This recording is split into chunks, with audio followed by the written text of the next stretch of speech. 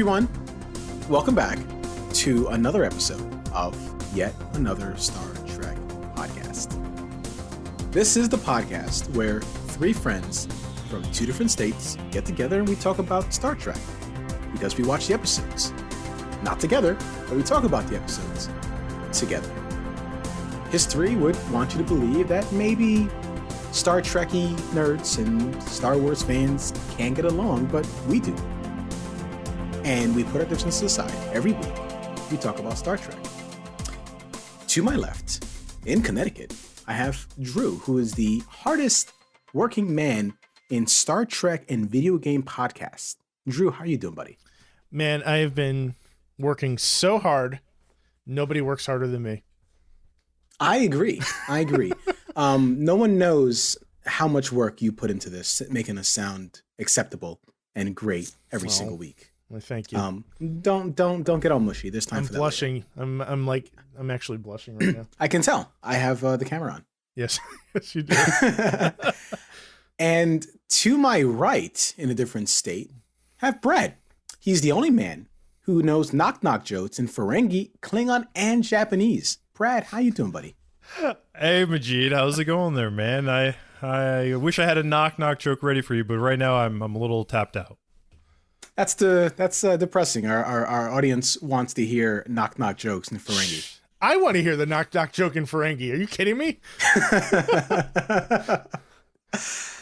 Hey, guys. So I'm not sure if you're aware because, not everyone has the luxury like I do to work from home and sometimes browse the internet, but there was 7 minutes released of the new Star Trek game, Resurgence, by a game company called Brunner House LLC, and this is their first game, I believe, and it looks pretty good. Have you guys seen it yet?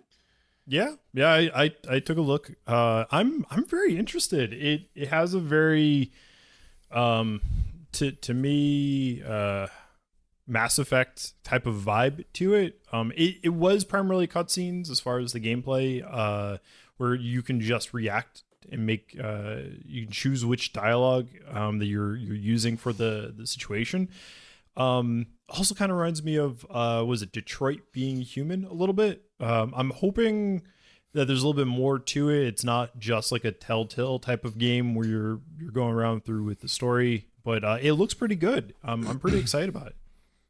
Yeah, I mean, as far as I'm aware, it's supposed to be a Telltale type game. And the guys from that are developing this came from Telltale. They were developing Telltale games previously, so it's got that DNA in it already. But I mean, like to what you were saying, Brad, everything that we saw was basically dialogue trees and in-game cutscenes. But it looks awesome, and the guy that they got to voice Spock sounds pretty damn good. So it was quite surprising. I'm excited. You could have done a better Spock impression. They didn't even try to come to you, Drew. Yeah, I don't do voices very well. That's not true. I've heard you do voices. Trust me, accents, no bueno. Oh, you can't do a Vulcan accent? No. Brad, can you? Is there even like an actual accent in Vulcan? Is it just talking very logical? I think it's just talking logical. That does not seem very logical, Majeed. I'm sorry. Wait, what happened to Brad? Who was that? I was excited. So there were 2 trailers that I saw. I saw the official reveal trailer today. And I said, man, I can totally get behind this. And then I saw the 7-minute trailer, the 7-minute reveal. I'm okay. I'm buying it day one. So you're a day one, Drew. Majeed, you're kind of like, I'll pass. I'll wait until Drew streams it and I'll play it that way. Just watch him play the entire time. You can help me choose my own adventure. Well, at that point it'll be a choose our own adventure. Well, then we're playing it together. All right. Well, you can't play without me. Okay. Does that sound right? That sounds okay. Nobody can take that wrong. We'll play together. You play with me. Yeah, that's fine. Look, we're perfectly capable of adults that are going to play together. All right.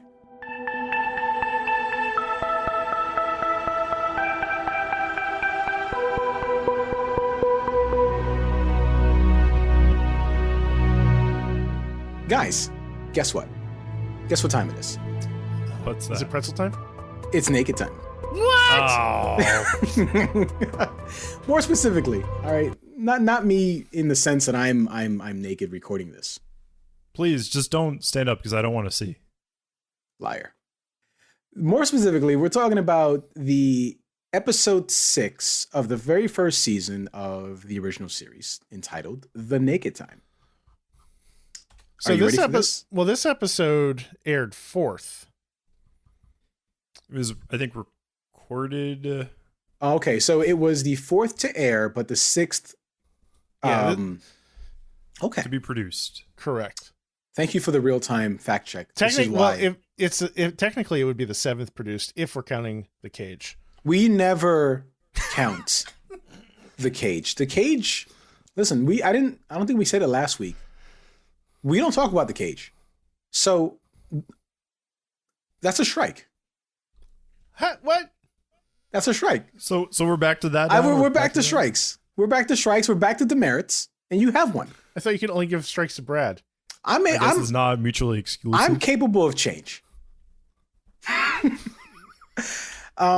So, all right, are you ready for this? It's about to be synopsis time, and let's turn the lights down real low. Let's get into a nice mood. I'm gonna go ahead and lower. All right, here we go. All right, so the crew of the Enterprise traveled to Psi 2000, a frozen wasteland of a planet where they will pick up a scientific party as they observe the planet's natural destruction. Ooh.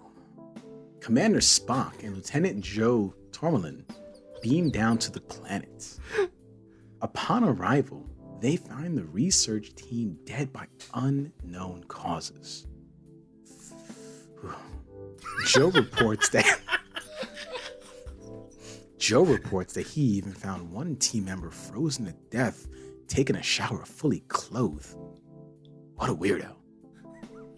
Joe decides to take off his glove to itch his nose and take samples because why not? While his glove is off, some red liquid drips on his hand, and of course, Joe takes a good smell of it. No idea why, Joe. Spock and Joe return to the Enterprise. The senior crew of the Enterprise speculate on what could have caused the death of those researchers.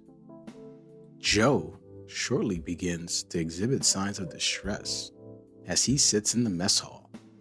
Without warning, he starts threatening Lieutenant Sulu with a butter knife, ranting and raving, stating that they don't belong in space. After struggling, Joe falls on the knife, exposing Sulu and Riley to the strange disease. That's right, folks, he was cut by a butter knife. What a win. This is the sexiest I've ever heard anybody refer to a butter knife. Oh, it gets worse. McCoy attempts to save Joe's life, but he inevitably dies. What's the cause, you may ask? He lost the will to live, just like Padme. We catch up with Sulu and Riley on the bridge. The two are clearly not in the mood to do their job. Sulu decides to ditch work, leaving Riley alone to helm the ship. However, Riley decides to stay, but soon starts to appear intoxicated. Spock orders him to the sickbay, where he starts to hit on Nurse Chapel. Kirk meets up with Spock on the bridge, where they speculate on what could be happening to the crew. Sulu bursts onto the bridge half naked, ready to stab anyone with his little big sword, known as a rapier. Ha ha! Spock subdues Sulu with the Vulcan sleeper hold. Neck pinch. Huh? Vulcan neck pinch. You sure? Because he went to sleep. God damn it. We find out that Riley has made his way to engineering, locking himself and setting the ship with a collision course to the planet, leaving the crew 20 minutes to save the ship. More and more, the crew become intoxicated and infected as they struggle to save the ship from crashing onto the planet. Meanwhile, while in sickbay, Nurse Chapel exposed Spock to the virus and confesses her love for him. Eventually, the crew takes back engineering from Riley, but he turned off the engine entirely. Scotty advised it would take 30 minutes to do a proper restart, much more time than they actually have. The crew quickly decide to do a dangerous cold restart of the engines, requiring Spock's help, but they are unable to find him. Thankfully, while this occurs, McCoy finds a cure to the contagion. Kirk finds Spock crying in a room all by himself. He tries to get him to snap out of it by slapping him around a bit. It usually works for me. After several hits, Spock shows Kirk the proper way to slap someone, throwing him to the ground with one hit, y'all. After Spock manhandles Kirk, literally, they are knocked to their senses, and they start working to fix the ship. With moments to spare, the Enterprise starts the engines cold and miraculously escapes doom. Spock quickly gets to the bridge, advising the readings are not properly functioning. The crew finds that their ship is traveled back in time by 3 days, thus discovering time travel. We leave Kirk and the crew wondering what they must do with this new knowledge. To sum up, gloves are for losers. Spock lays down the hammer on Kirk with one hit. And time travel is a happy accident. Anybody can do it, if you can cold restart your engines improperly. I'm so glad I didn't read that before you said it. What an amazing episode. what a really good episode. I enjoyed it. I really enjoyed this episode. What about you, True? What do you think about it? I mean, it was fine. After a synopsis like that, you're just gonna go with 5? Well, Drew's sweating right now. He's real hot right now. He's perspirating. I'm spent. Oh my god. Yes. I mean, all right. Here's the deal, right? And this is a conversation piece that I was kind of going to hold on to until towards the end of the episode, but I guess I'll just kind of rip the Band-Aid off. There's an episode of Star Trek The Next Generation that does this almost 100% verbatim in the first season. It's called The Naked Now. And when the first season of The Next Generation was being produced, they were kind of short on stories. There was a lot of stories from a canceled reboot of Star Trek, or like they were calling it Star Trek Phase 2, that they ended up reusing for Next Generation. And this is almost 100% identical in every possible way. Can I call dibs on hosting The Naked Now? Yeah, you can have it. I will. Yes. I'm totally fine with that. It's going to take us 4 years to get there. That's fine. I'll work on my sexy recap voice in the meantime. Excellent. So I'm watching this, and I've seen The Naked Now probably a dozen times over the years, and it's not a very good episode. And then I watched this one, and I was kind of expecting it to be a little bit different, and it wasn't. And that's not this episode's fault, but it just kind of damaged the experience for me. At the risk of spoilers, who took their shirt off and started waving their sword around? There wasn't any sword waving, if I recall. So there was no ripped little Sulu running around the ship? No. Yeah, because Sulu was ripped. Yeah. Oh yeah, he is jacked. Yeah. But yeah. I think I remember reading somewhere initially, like they kind of wanted to do like a samurai sword or something different than the rapier. Was it too racist? I think it was, but I don't know. Like I could have sworn I read something like that somewhere. But they wanted to go with the rapier. I mean, it made sense in the end when you kind of think about the swashbuckling persona he took on. You know, it made sense. You know, he had his reasons for it. You know, at least he didn't get stabbed with a butter knife. God, I can't believe that. Yeah, I know. You know how upset that made me? I don't yell at my TV on a weekly basis. I yelled at my TV. Hey, it could have been a spoon. Could have been a spoon. A spork? A Spock? No, a spork could actually hurt. A spoon is quite impressive. All right, look, I don't want to get too far off base here. Do they have sporks on Star Trek, Drew? Do sporks exist? I'd like to think that they've evolved beyond the need for sporks. I really don't know. You know, I come to you with this stuff because I don't know, and I'm too lazy to look it up. I ask you. You're my inside track. I have nothing for you. I'm gonna say Drew, yes. no pressure, man. I'm gonna say yes. All right, thank you. See, even if you make something up, I'm totally there for it. All right, Brad, what do you think, buddy, of this episode? Not the sporks. I, like Drew, have seen The Naked Now, but I do feel that I have a different perspective from my experience with that. From what I recall of The Naked Now in comparison to this, I actually enjoyed this one better.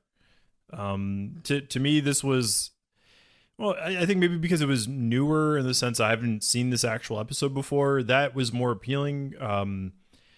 The overall feel and flow, it was more comical than anything. The taking the glove off, getting the what was it, like red goo, probably blood, onto the guy's hand and then touching his nose. I was like, yep, there it goes. That's the spread of COVID. I mean, all right, listen. To be fair to Joe, he didn't know. All he knew is that his hand was itchy. Joe knew enough not to pull off his freaking.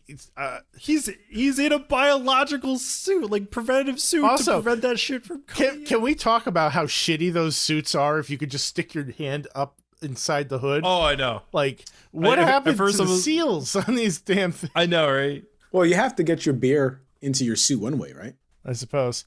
I will say, Brad, as you were talking about your preference for this episode over the TNG one, I was going through the memory alpha of The Naked Now, and holy crap, is that episode a dumpster fire? I mean, it's worse.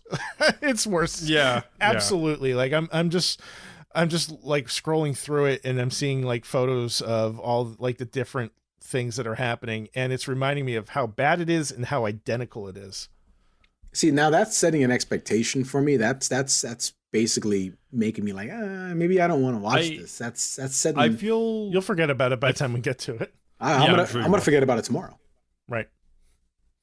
I feel like with this episode, and compare it to The Naked Now, The Naked Now really tried to push a different perspective of like looking how crazy people were going, whereas this was just trying to process a story and actually push things along. It actually seemed like there was some kind of sense to it. I enjoyed it though. I think the episode did a very good job. It had some questionable moments, of course, but overall I enjoyed it. I enjoyed messing with my wife on it. She's like, "Hey, what are you doing?" I said, "I'm watching Naked Time." And there's this audible pause that you gonna get from your spouse when you say something stupid and confusing that they have to kind of reboot their brains. So everything that I say to my spouse is yeah, pretty much. Right. So she's like, "Hey, what are you doing?" I said, "I'm watching The Naked Time." And there's silence. There's a good 3 or 4 second silence. And that's how I know if I've broken her or not, depending on how long. There's a glitch. Right. There's a glitch. Right. So it depends on how long the silence was. So I know that with a 3 or more second delay between responses, I've effectively broken her. So kudos. Yay. I can break my wife. You know what? I don't know if that sounds right, but you know what? Let's lean into it. Yeah, it's fine. She probably won't hear this unless it's gonna. Yeah, just cross your fingers. Like unlike your boss, right? Your boss may hear this. No, he'll never hear it. No. you've only shared the link with them, right? Yes. Yeah. Do you want to retract any of your earlier statements about scrolling the internet and working? No. I have breaks. I am entitled to breaks. This is America. I think you should probably cut this part out, Drew. Cut No, that, we're cut fine. that, cut that. No. Keep it.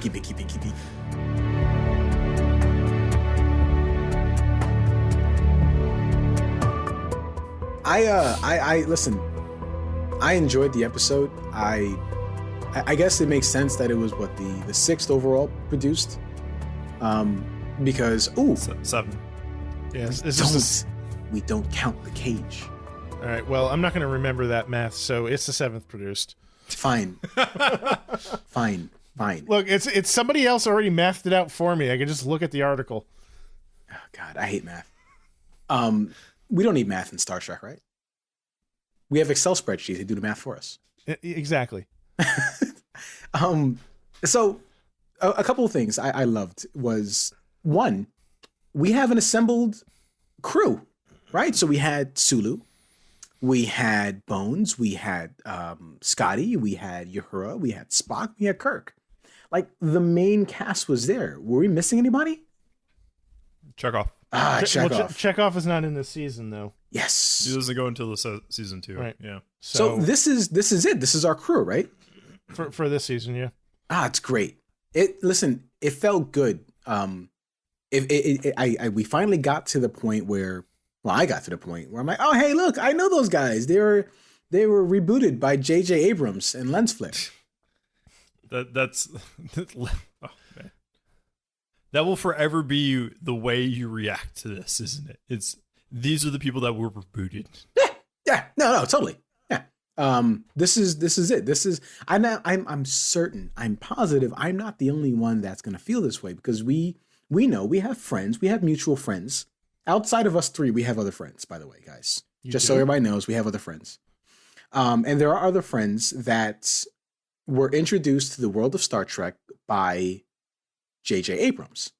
So I'm certain that when they watch Naked Time, when they watch Naked Time, they're going to be like, oh, wow, look, A, no one got naked, and B, that's our crew, right? That's Sulu, that's Scotty, that's everyone, that's the whole crew. And they're gonna have that instant connection the same way I did. Drew, could we replace Majeed with somebody who's never seen the reboot? Like, can we just get another new person? Because then we don't have to deal with that anymore. I have tenure. Majeed was the only one that was stupid enough to sign up to do a podcast with me, so we're kind of stuck with him. Listen, it's you who are stuck with me now. Naked Time. I gotta edit in like sexy music every single time you say the words Naked Time sexy. Listen, you say that, I'm gonna say it more. That's just gonna be the entire episode, just filled with the music. Right.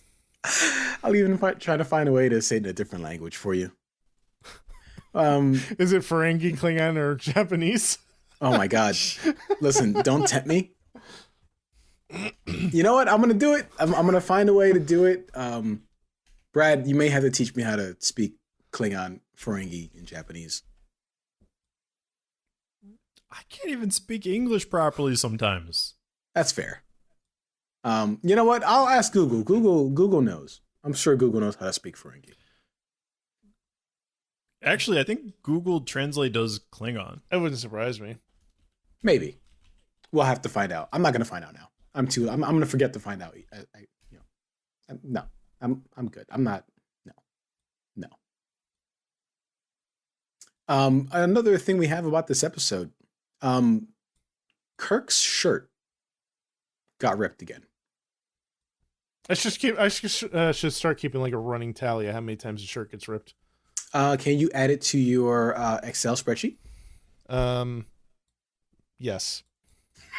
Can we just like go with like every episode, because that is how many times? No, it hasn't been every episode. Has it? Oh my God, it has been. And by the way, he gets knocked around by Spock a lot. Like, he gets knocked around like a rag doll. Well, when you say a lot, it's more of like Spock manhandles Kirk, and it's just like it's over. Yeah. Speaking of Spock, though, we got a couple of firsts, right? We have a kind of an insight and some teases to how Spock's physiology works, right? So he has a very high pulse, green blood, and what was the other fact that Bones mentioned to Spock about his, condition? Not his condition, his vitals. I don't remember. That's fine. I said I was going to write it down. I said, don't forget to write it down. And I forgot to write it down. But that's fine. It's fine. I'm trying to see if I can find anything in the Memory Alpha? Yeah. That's fine. While you do that, There's nothing. Joe had some demands when he was holding the engineering room hostage. Did you happen to catch any of these stupid commands, these stupid orders and demands that he wanted as the new captain of the ship? This man wanted double the ice cream. That is, I think, a demand I think we can all get behind. No, it's not. Because you do not want double ice cream. Okay, you know what? Less for you, more for me. Then sounds good. Beach season's coming up. Every day's a cheat day. Oh man. Hey, just so you know, Majeed, round is still a shape. Oh, well. That's fair. I mean, you're not wrong, and you're not wrong. But listen, you don't get abs like Sulu having double the ice cream. It's true. You don't get abs like Sulu having any ice cream.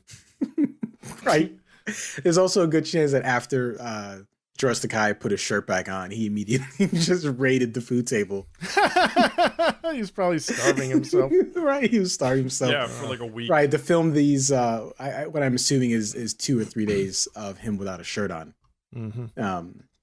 That whole, I got it, by the way. By the time the episode ended, and I had to read the synopsis for today, I got it. I got what naked time actually means. It's the stripping away of their morals, right? Inhibitions. Kind of, right. So it's stripping away of their inhibitions, making them naked. I'm not going to edit in any music there. Naked time. But no, I totally got it. Like everyone had their inhibitions stripped away, like having that third tequila shot. You only need 3? Listen, I need 1. I'm a lightweight. I don't. Chief date. Excellent. You're basically what happens when Doc Brown takes that one shot in Back to the Future 3. It's such a deep cut reference. It's such a deep cut reference, and I'm totally there for it. I'm just gonna pass out. Like how many has he had? 1. He's had it the entire night. Oh, nice reference, Brad. I'm gonna take away one of your demerits. He doesn't have any. Well, no, listen. Retroaction. Take my demerit away. No, listen. Brad is at a net negative when it comes to demerits. So, oh God. Yeah, this episode, you're positive on demerits. So, way to go, Brad. Don't mess it up. I really like the episode though, and I know there's gonna be a lull. I know there's gonna be the one episode coming up in season 1 that's gonna be like, oh God, this is horrible. This is so bad. I wanted to ask you guys about Spock and his emotional breakdown. Yeah, that he had. Now, Majeed, like, what is your impression of Spock's emotions? Like, what do you understand about that? That he has them, but he had to go to school to suppress them because his mother is human. Right. And his father is, of course, Vulcan. My understanding is it goes a little beyond that. It's not that Vulcans don't have the emotions, but they're more severe, I guess you would say, right, Brad? They're more intense than human emotions, so they need to be trained on how to control them, and they use logic to do that. Is that accurate? Yeah, that's from what I remember of the like of all the TNG and DS9 and Voyager. I remember that coming up multiple times. It's more intense as far as like if you feel anger, you really feel anger. That's why when they get aggressive, they get really aggressive. Yeah. So I mean, how'd you like that scene? You know, where he's kind of like analyzing his emotions and trying to control them. It wasn't it wasn't at all cheesy, man. It was like, you know, he was breaking down. He was talking about his mother and how much he said he loved his mother, right?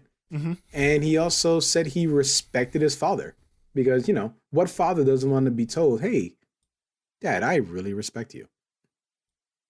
I think it really showed a I mean, I hate to say it, humanizing element to the character. While we're really early on into the series, it does give people a better understanding of the character and potentially ability to connect with him more. At least from my perspective, it makes it less foreign than what some people may have experienced when they were viewing him in earlier episodes. Right. And you also have that context with McCoy talking about his anatomy being completely different too. You know, so you have McCoy saying he's an alien, but then he's connecting with us on this level about his emotions. Yeah. Good writing. I think that the way that was devised for Spock, it really benefited the character overall, give us a better connection with them. Yeah, I would agree. I thought it was a nice touch, and it humanized him in a positive way. I don't think he seemed weak or anything. He just seemed like he was out of control. Well, he was having, you know, I guess that's also showing you because he was infected. Can we call it Star Trek COVID? Can we say that? Maybe we don't call it Star Trek COVID, but we'll call it the naked time disease. So it was showing how it affected him on a different level than it would affect Kirk. Because Kirk, man, Kirk got it bad. Well, like each of them kind of really were impacted differently. Kirk, you had Sulu was really swashbuckling, you know, the pirate, and then you had like what was it, Riley, who was like a drunk. Who is it? Joe was like kind of crazy, went insane. Yeah. Joe was a coward. Well, yeah, Nurse Chapel, like she was impacted differently, and so like each of them were impacted in their own ways. And I think to me the whole disease itself doesn't really specifically attach on to anything specific. Like they don't all get angry, they don't all get intoxicated, so to speak. So is it potentially that the whole disease goes to the weakest or so strongest inhibition that needs to be revealed, and that's what their weakest point is? I don't know, because on what level does Sulu really want to be a swashbuckling hero though? Well, I think that would be more of a metaphor, if anything. Okay. I mean, they're kind of swashbuckling heroes already by being out in space, you know. Adventurers. I mean, there's a lot of comparisons to Starfleet and the starships to actual Navy vessels. Yeah, I got that early on. You know, people used to compare, you know, Star Trek to Navy Command. I'm like, okay, cool. That makes sense. Ensign, right? They have ensigns on Navy ships? Mm-hmm. I believe so. All right. I don't know much about the Navy. Yeah, I don't know my like legitimate military rankings very well. And didn't Kirk call someone a sailor once? Probably, but I mean, he could have been just like that wouldn't surprise me. Hey, sailor, come on over here. You know. Oh, I mean, it's naked time. Naked time. You do it better. I've been practicing the entire week. I've been practicing the entire week because I knew that I would have to say it a couple times. So I figured I'd give you a show. I wish the listeners could see Brad's face right now. Yeah, Brad. For the listener who can't see Brad right now, he's sweating. He's red. He's fanning himself.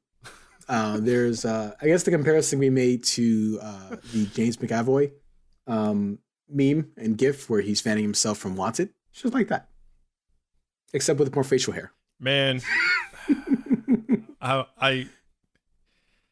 just go with it. There you Naked time. Hey, naked time.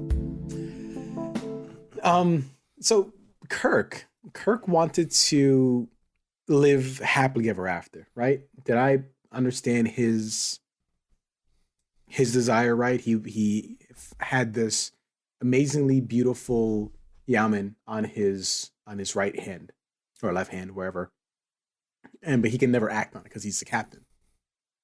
But he always wants to, but he exhibits this level of self-control. Is that the best way to understand what Kirk wanted? That's certainly what's implied. Like he is aware of how attractive she is, and he is all about that, but he is a professional. Yeah. I won't lie. The more I see Kirk kind of do his thing, the more of a case I can make saying that Kirk is probably my favorite captain.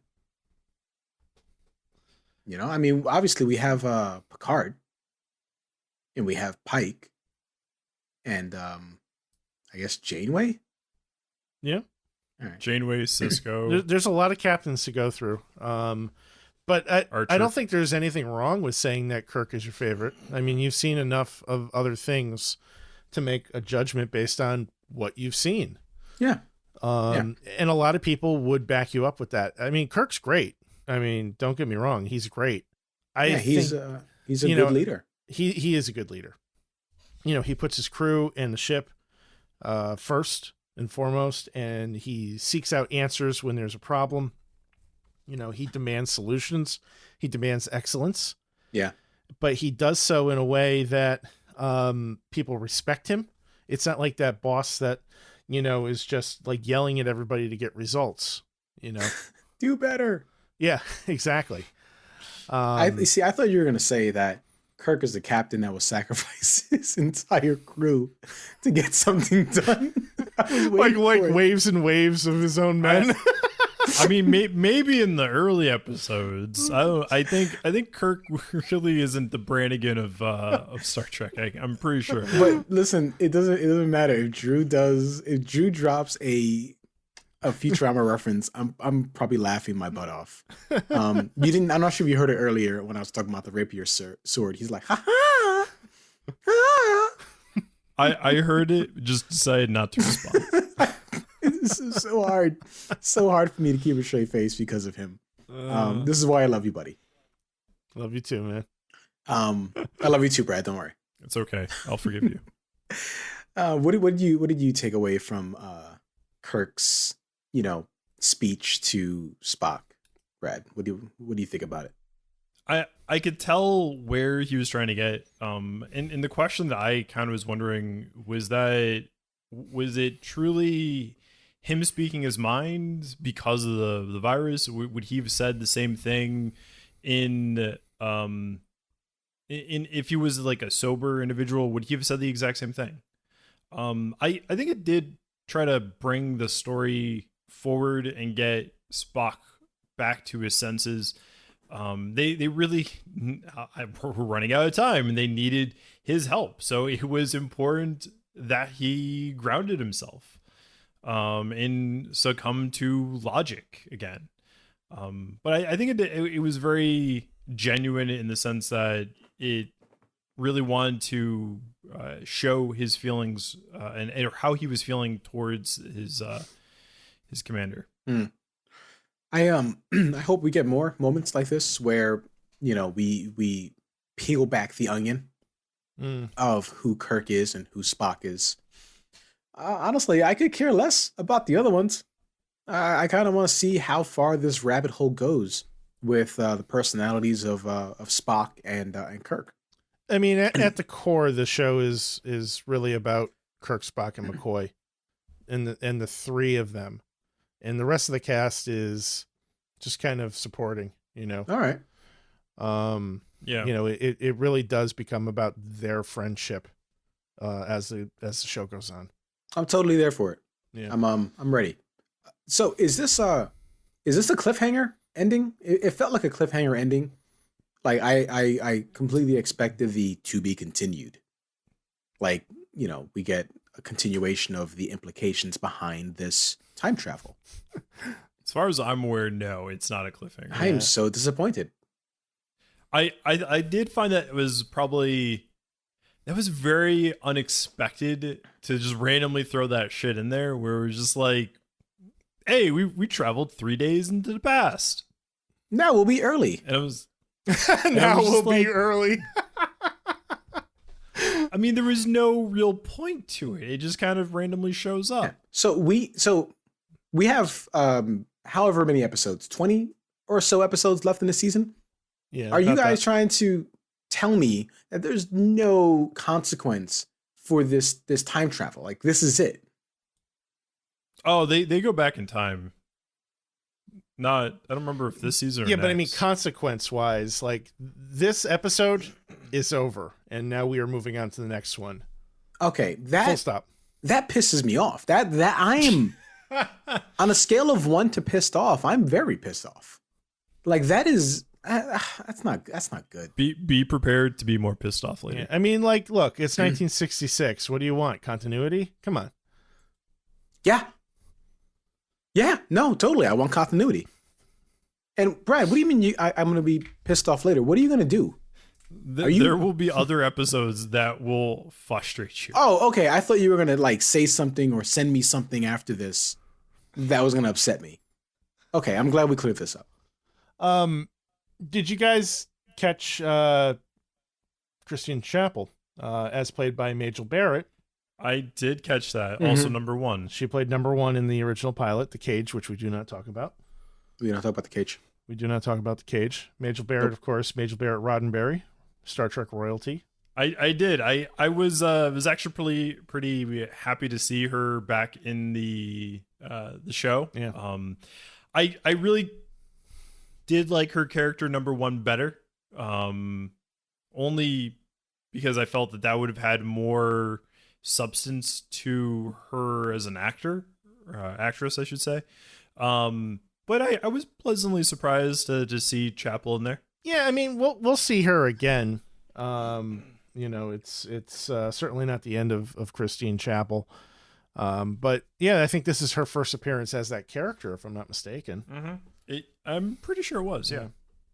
I totally know, but the listener might not. What was the other character? Yeoman Rand? Yeah. Yeah. Wait, which character are you talking about? Chapel? Yeah, she was the actress? doctor. Oh, Majel Barrett. So she was married to Gene Roddenberry, for starters. She played number 1 in the original pilot, and later on in Next Generation, she provided the computer voice for all of Next Generation, all the Federation ships in Deep Space Nine and Voyager. And man, what a cushy job. She was also Laxwana Troy, the mother of Deanna Troy. Uh-huh. So I totally know, but the listener may not. Who is Luxembourg and Deanna Troy? We'll get there in a couple years, buddy. Okay. Sorry, listener. Drew doesn't want to go that deep into spoilers. You'll have to find out who Luxembourg Troy is later.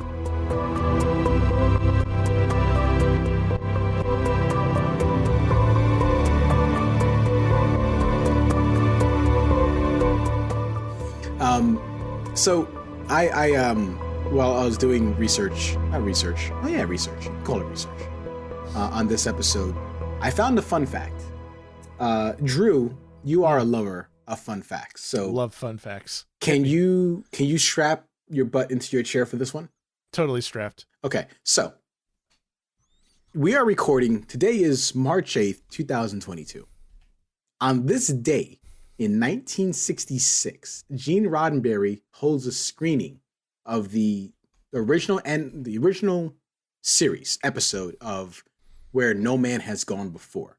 This is for a future group of Star Trek writers, including Richard Matheson. Now, this is where the fun part comes in. Richard Matheson wrote the next episode that we're going to watch called The Enemy Within. Ooh. Boom. I've peaked. Like, there's no better fun fact I'm ever going to get. So enjoy it. Just know that I did actual work for today's hosting. Instead of just practicing sultry voices, I actually did research. So I'm proud of you. It's, I'm impressed. that means a lot to me, Brad. That's one less demerit for you. That's you're What? I'm a net positive right now. Yeah, totally. How does he get less? He gave Man. me a heartfelt compliment. Drew, is this like the first episode you got a demerit, and then therefore I got two net positives? Yes. Okay. Brad's on his way back. You can totally learn from Brad. All right, so do better. I'm looking forward to that next episode, man. So I have a question. Yes. Because then I've been thinking Star Trek podcast all week. Dedicated. Naked time. If you had to choose one former or one current Star Trek or Starship captain to be a guest on this podcast, who would it be? Does it have to be a captain? Yes, for the sake of this question, yeah. Does it have to be a captain like for an entire like run of the show, or can it be like a captain from like one episode? Captain. Who may have had like another rank. That's previously. Fine. As long as he was a captain of a starship at some point on the show. As long as they were captain one episode. Riker. Riker? Yeah. Okay. Frank's, all right. Frank's would be okay. great. All right. What about you, Brad? Same? Riker? No, I would go with Avery Brooks, Cisco. So I totally know who Cisco is. For the listener,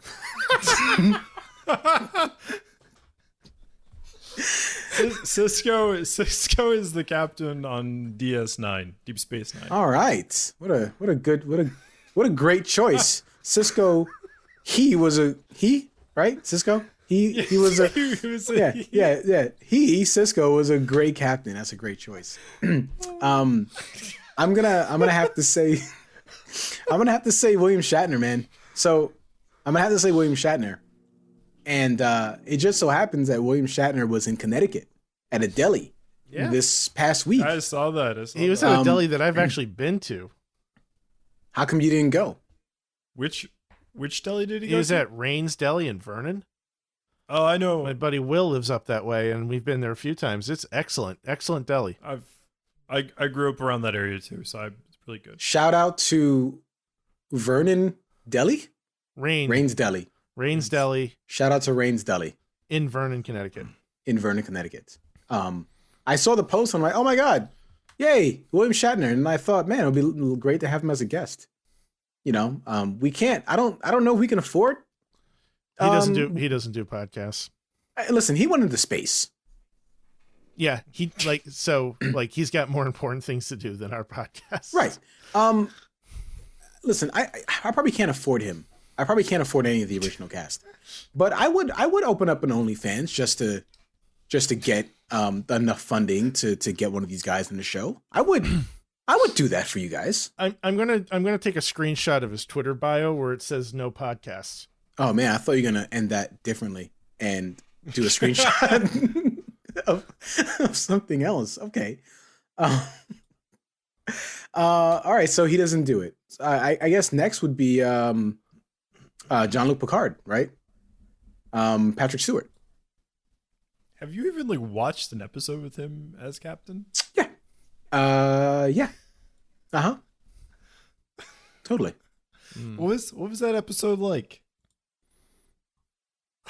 He said make it so, and the crew they did stuff because he said I feel like you saw a meme and that's what your baseline is. There was an episode where he was face palming, and there was a guy playing a trumpet.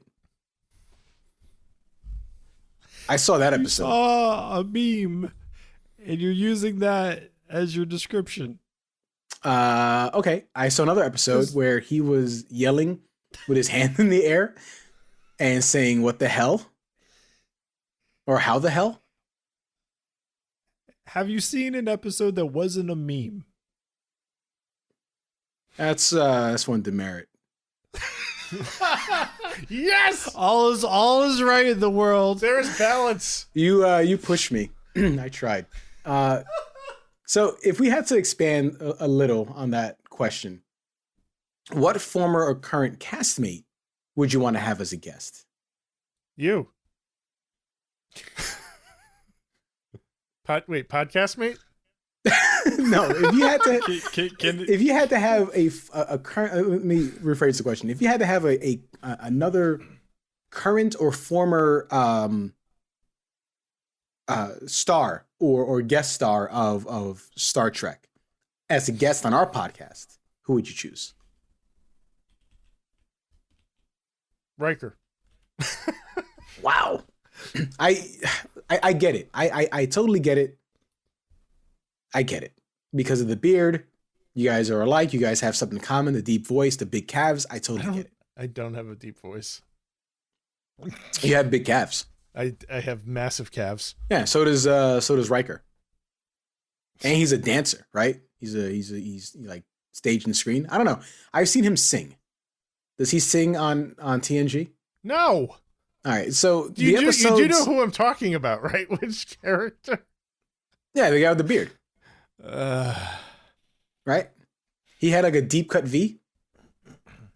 Yeah, Shirt? in one episode.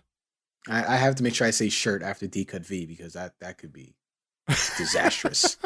What about you, Brad? Star Trek cast member, current or former, who would you want on the show here with us? Probably Brett Spinner. Data. Spiner. Spiner? Yeah, Oh. I think. I've seen him spin. Oh. I don't know. Brett, I love that guy. That guy was great as Data. Probably one of my favorite characters of all time. I would happen to say Will Wheaton. Will Wheaton just seems like the kind of guy that you would want to go to the bar with and just kind of hang out. Oh, totally. I would buy that guy 5 to 10 beers. I mean, if you bought him a bar, he'd be okay with I'd buy him a bar too. That would be a lot of beers. My wife would be like, "Hey, where's that down payment for the house?" And shit, sweetheart, I'm sorry. Well, honey, I bought Will Wheaton a bar. Well, why can't Will Wheaton buy his own bar? Well, mind your business. That's why. Just like that. Right. I got you, buddy. I'll have your back on that. So if Picard, Kirk, Riker, and Data walk into a bar, who is able to get a date easier? Who's leaving that bar with a date? That's actually a tough question. Yeah. I'd like to see Kirk and Riker go at it. Both of those guys were ladies' men. Kirk and Riker? Yeah. Yeah. I'm gonna tell you it's Picard. It's the voice. Who doesn't love Picard's voice? Who doesn't love Patrick Stewart's voice? Nobody, that's who. Wait, what? Wait, who doesn't not? Wait, who doesn't? Yeah, you broke me. You broke me. Listen, anything that Patrick Stewart has voiced, ridiculous or not, it's been iconic. So remember, he does the voiceover in Ted, right? He does the narrator, and he's an American Dad as the CIA director. They got him to say like the most ridiculous things, and it sounds iconic coming out of Patrick Stewart. Mm. So I'm gonna say Picard gets the ladies. Brad, who are you gonna say? I'm going with Riker, man. You going Riker? Wow, what is with you guys in Riker? He's You wonderful. haven't seen TNG. I totally saw TNG. I just went over like 4 episodes with you. What does TNG stand for? The Next Generation. Oh, you got it. I'm proud of you. I'm so proud of you. That's another demerit for doubting me. You're back at 0. Oh, well, hey, you know, it evens out. It evens out. I'm not in negatives right now. There's still time. There's still time. We're not done yet. Was there anything else that you guys wanted to, point out about the episode? Naked time? Naked time. I'm good, man. Yeah. All right. What was that, Brad? You hit the nail on the head. Are you trying to do my sexy voice? No, I can't do that. All right, that's another demerit. I told you. I guess this is how it's supposed to be. Brad's always carrying negative demerits. And because Drew didn't make fun of me, I'll take away a demerit from Drew. Woo! Yeah. All is right with the world again. I feel a weight lifted off my shoulders. Those beautiful, beautiful shoulders. Yes, sir, shoulder daddy.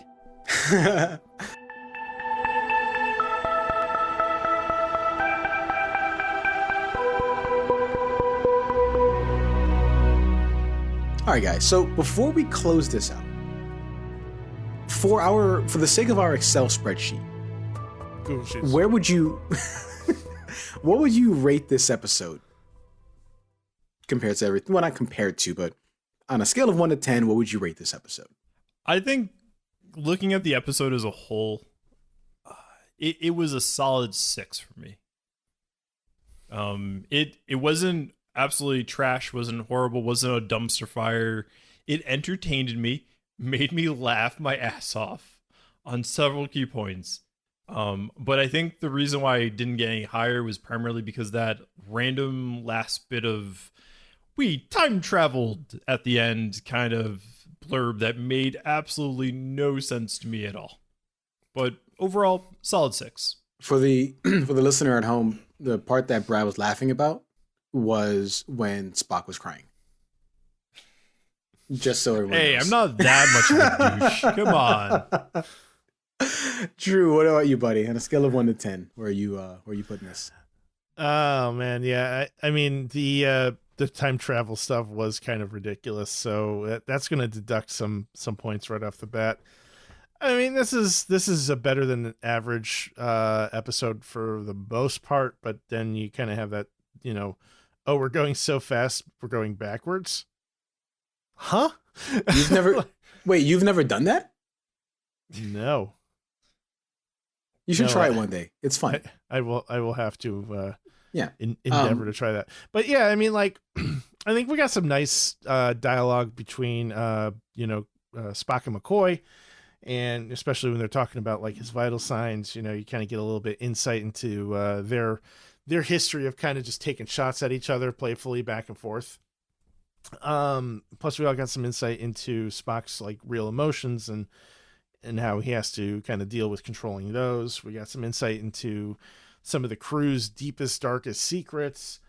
But like at the end of the day, like I have to try to figure out whether or not I would leave this on if I was flipping through the channels, and maybe not. It kind of depends on the mood I'm in. So I think that's going to land me at about a 5. Okay. I can respect that. I'm going to give this one an 8. I'm sorry. I'm going to give this one a 7. Misleading title aside, I thought this was a solid entry, and this is the kind of episode that keeps me hooked. This is the kind of thing I expect to see episodes deep into a show where we start breaking down what makes these characters tick. Right? So by stripping away their inhibitions, we get a deeper understanding of why character X is doing anything. What their motivations are. We have a mostly fully assembled original series crew, right? With the exception of Chekhov. And we have more shirt tearing from Kirk. Mm-hmm. This is the kind of episode that will keep me, enthralled. And again, I'm waiting for that one where I'm gonna be like, okay, I don't want to do this anymore. But apparently that happens in season 3, according to what Brad ruined for me. Yeah. Well, I mean, look, I think that we're going to have some of our most fun with those episodes, quite honestly. I hope so. Those really bad episodes that we'll encounter inevitably, like those are going to be the fun ones to review, in my opinion. Yeah. I was reading on, I think it was Memory Alpha. The show's budget was dramatically slashed, which resulted in lower quality episodes overall, which, in turn hurts ratings and then leads to the cancellation. So, there's obviously a cause and effect there. But I think we're going to keep rolling with the hits in the meantime, right? At least through the next episode, which the one we'll be watching next is called The Enemy Within. It doesn't work so well. It does. The sultry voice is over. No. Yeah. All right. So the next episode we're going to watch is called The Enemy Within. In this episode, a transporter malfunction splits Captain Kirk into two people, one good and one evil. And neither of them are capable of functioning separately. Just like me on a Monday morning. But I don't know. This one sounds good. It sounds solid. Who doesn't love a good evil twin story? Yeah, I don't think I've ever seen this one, but this one is fairly famous. Really? I mean, you've seen probably a number of memes come from it. The two Kirks kind of like squaring off. It's almost like the Spider-Mans pointing at each other. Oh my God, do we have a Kirk pointing at each other meme? This one? I don't think so necessarily, but yeah, I mean, I'm excited to see how this all shakes out. I might be able to make one, a Kirk pointing at each other meme. That'd be cool. Maybe we'll see. Yeah. All right.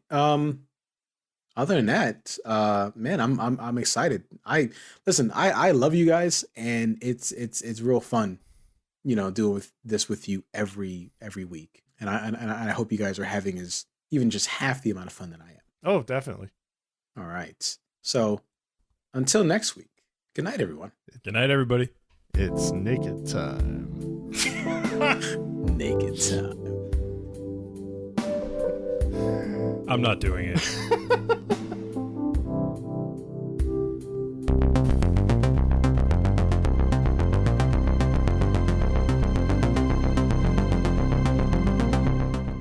Thanks for listening to yet another Star Trek podcast.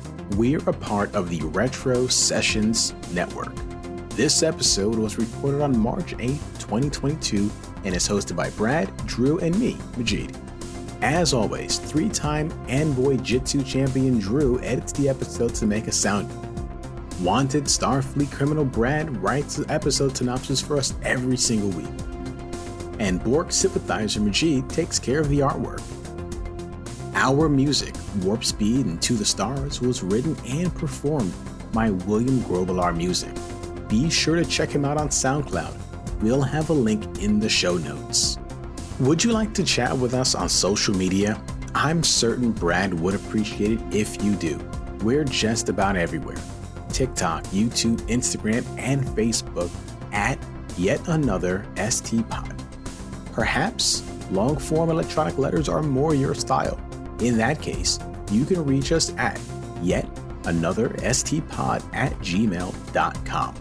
Next week, we'll be watching The Enemy Within. Watch along with us on Paramount Plus or however you get your Star Trek content. Be sure to let us know what you think of the episode. You're probably asking, how do I support the show? Well, the best way to do so is to write a review and rate us on Apple Podcasts, Spotify, or anywhere you get your podcasts. Don't forget to subscribe. That's important. If you don't, I'll be sad. Thanks again. We'll see you next week.